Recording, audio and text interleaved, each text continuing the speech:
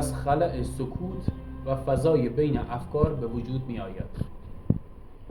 در سکوت بین افکارمان به نبوغ خلاق و آگاهی معنوی خود پی میبریم.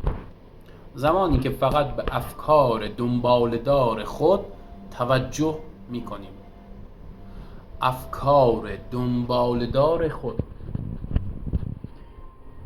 قادر به درک این هوشمندی خلاق و آگاهی معنوی نیستیم.